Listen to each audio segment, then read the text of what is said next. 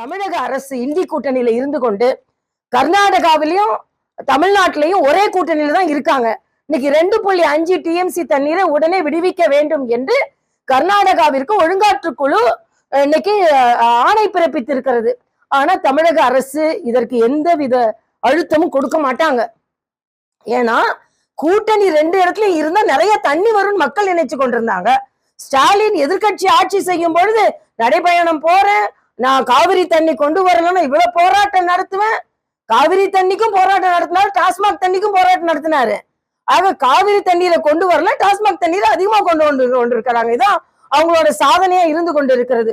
வீட்டுக்கு முன்னால கொடி பிடித்து கொண்டு நாங்க டாஸ்மாக் எதுக்குறோம்னு சொன்னாரு. அதே மாதிரி கொடி பிடித்து காவிரி தண்ணி வரலையேன்னாரு. இன்னைக்கு அவங்க 2 கூட்டணி ஆட்சியில இருக்கும்போது கூட பேச்சுவார்த்தை நடத்தி தண்ணியை கொண்டு வர முடியல. ஆக முற்றிலுமாக தமிழக அரசு தோல்வி அடைந்திருக்கிறது. எல்லா இடங்களிலும் கஞ்சா. இன்னைக்கு உயர் நீதிமன்றம் என்ன சொல்லி இருக்கிறதுன்னா, காவல்துறைக்கும் கஞ்சா விற்பவர்களுக்கும் ஒரு மிகப்பெரிய சம்பந்தம் இருக்கிறது, நெட்வொர்க் இருக்குதுன்னு சொல்றாங்க. அப்ப அரசியல்வாதிகளுக்கும் திராவிட முன்னேற்ற கழகத்துலதான் சாதிக்க இருந்தார். சாதிக்கலாமா நம்மளாம் கேட்டுட்டு இருக்கல, சாதிக்கே அவங்க வச்சிருந்தாங்க. ஆக அந்த பின்புலத்தில் திரைத்துறையிலும் திராவிட முன்னேற்ற கழகத்தை சார்ந்தவர்களுக்கும் இந்த கஞ்சா பரவுவதில் மிக அதிக பங்கு இருக்கிறது. காவல்துறைக்கு எவ்வளவு பங்கு இருக்கிறது கண்காணிக்கப்பட வேண்டுமோ, அதே போல அரசியல்வாதிகளுக்கு எவ்வளவு பங்கு இருக்கிறது என்பது கண்காணிக்கப்பட வேண்டும். கஞ்சா கலாச்சாரம் தமிழகத்தில் ஒழிக்கப்பட வேண்டும். இன்னைக்கு அதிகமாக வன்முறை கலாச்சாரம் தலையெடுப்பதற்கும் நிறைய விபத்துகள், நீங்க இன்னைக்கு பாத்தீங்கன்னா பேருந்து விபத்துகள் மிக அதிகமாக இருக்கிறது. இதற்கும் போதை ஒரு காரணம். அதனால இதையெல்லாம் கட்டுப்படுத்தப்பட வேண்டும் என்பது நமது கருத்தாக இருக்கிறது. மேடம், தொடர்ந்து எதிர்கட்சிகள் கஞ்சா குறித்தும் போதைப் பொருள் புழக்கம் குறித்தும் கண்டன அறிக்கை தெரிவித்த பிறகு நேற்று முதலமைச்சர் தலைமையில அமைச்சரவை கூட்டம் கூட்டி இது குறித்து விவாதம் பண்ணாங்க. அதை பத்தி உங்களுடைய கருத்து என்ன? இல்ல, அதுதான் எல்லா கண்டனமும் வந்ததுக்கு பின்பு இந்த கலாச்சாரம் மிக அதிகமாக இருக்கிறது என்று தெரிந்ததற்கு பின்பு ஒரு கூட்டம் கூட்டி இருக்கிறார்கள். இதுல என்னன்னா, இதுல உயர் நீதிமன்றம் சொன்னதே மாதிரி அந்த நெக்ஸஸ கண்டுபிடிக்கணும். இதுல சும்மா ஏதோ கூட்டம் போட்டு நான் ஆலோசனை நடத்தினது என்பது நம்மளால அனுமதிக்க முடியாது.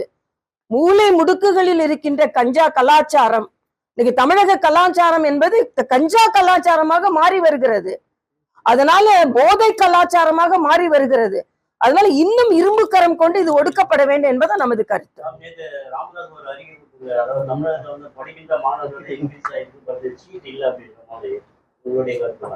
இல்ல, எல்லா இடங்களிலும் குறிப்பா இப்ப அரசாங்க பள்ளிகளிலையும் அரசாங்க கல்லூரிகளையும் தேடி வருகின்ற மாணவர்கள் அதிகரித்திருக்கிறார்கள்.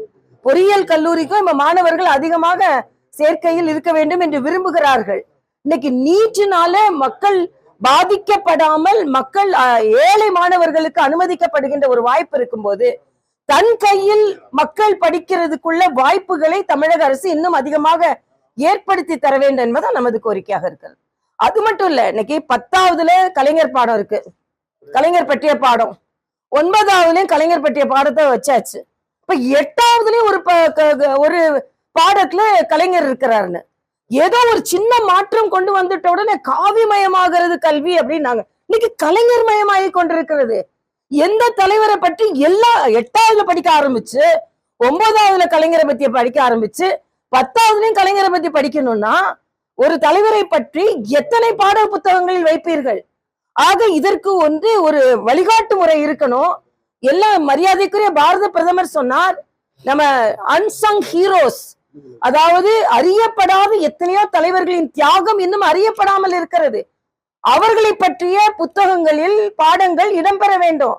தமிழகத்துல எத்தனையோ முதலமைச்சர்கள் சிறப்பாக செயலாற்றினார்கள். இன்னைக்கு அண்ணன் இளங்கோவன் சொல்றாரு, இந்த ஆட்சிதான் காமராஜர் ஆட்சியாம். எனக்கு அதோட அதிர்ச்சியான ஒரு செய்தி இருக்கவே முடியாது. திமுக ஆட்சியே காங்கிரஸ் ஆட்சினே சொல்லிட்டாரு.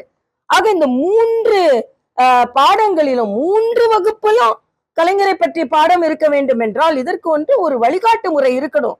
எல்லா தலைவர்களையும் பற்றி, எத்தனை தலைவர்களை பற்றி, எத்தனை சுதந்திர போராட்ட வீரர்களை பற்றி பாடங்கள் படிக்க இருக்கணும். ஏன்னா குழந்தைகளின் மனதில் விதைப்பது எல்லாம் நல்ல விதைகளாக இருக்க வேண்டும் என்பது எனது கருத்து.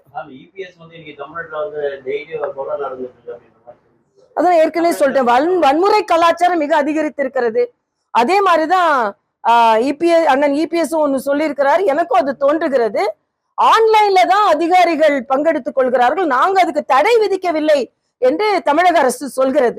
ஒரு விவாதம் என்றால் தண்ணி, நீங்க நேரடியா தண்ணி கொண்டு வரீங்களே, நேரடியா பங்கெடுக்க கூட அதிகாரிகளுக்கு தயக்கம்னா எனக்கு என்னன்னு தெரியல. அதுல புதுச்சேரியும் சரி, கர்நாடகாவும் சரி, தமிழகமும் சரி, எல்லாருமே ஆன்லைன்ல தான் பங்கெடுத்துக் கொள்கிறோம் என்றால் நேரடியாக சென்று அப்பதான் விவாதிக்க முடியும். அவசரம்னா ஆன்லைன்ல இருக்கலாம், கொரோனா நேரத்துல ஆன்லைன்ல பங்கெடுத்து கொண்டோம்.